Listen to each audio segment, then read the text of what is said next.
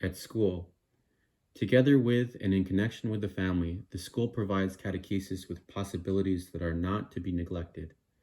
In the unfortunately decreasing number of countries in which it is possible to give education in the faith within the school framework, the Church has the duty to do so as well as possible. This, of course, concerns first and foremost the Catholic school.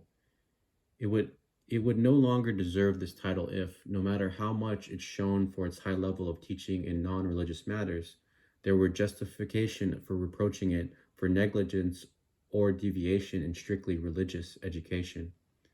Let it not be said that such education will always be given implicitly and indirectly. The special character of the Catholic school, the underlying reason for it, the reason why Catholic parents should prefer it is precisely the quality of the religious instruction integrated into the education of the pupils. While Catholic establishments should respect freedom of conscience, that is to say, avoid burdening consciences from without by exerting physical or moral pressure, especially in the case of the religious activity of adolescents, they still have a grave duty to offer religious training suited to the often widely varying religious situations of the pupils. They also have a duty to make them understand that, although God's call to serve Him in spirit and in truth in accordance with the commandments of God and the precepts of the Church does not apply constraint, it is nevertheless binding in conscience. But I am also thinking of non-confessional and public schools. I express the fervent wish that, in response to a very clear right of the human person and of the family, and out of respect of everyone's religious freedom, all Catholic pupils may be enabled to advance in their spiritual formation with the aid of a religious instruction dependent on the Church, but which, according to the circumstances of different countries, can be offered either by the school or in the setting of the school, or again, within the framework of an agreement with the public authorities regarding school timetables.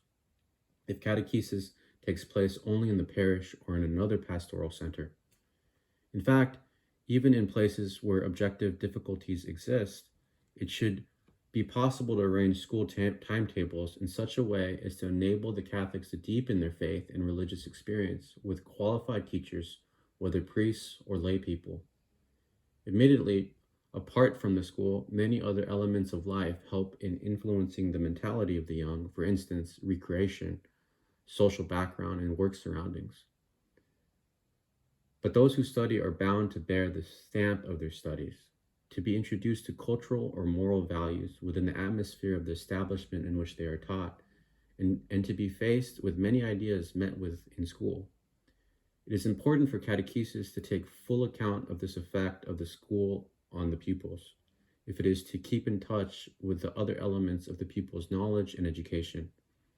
Thus, the gospel will impregnate the mentality of the pupils in the field of their learning, and the harmonization of their culture will be achieved in the light of faith. Accordingly, I give encouragement to the priests, religious, and lay people who are devoting themselves to sustaining these people's faith. This is moreover an occasion for me to reaffirm my firm conviction that to show respect for the Catholic faith of the young to the extent of facilitating its education, its implantation, its consolidation, its free profession, and practice would certainly be to the honor of any government, whatever be the system on which it is based or the ideology from which it draws its inspiration.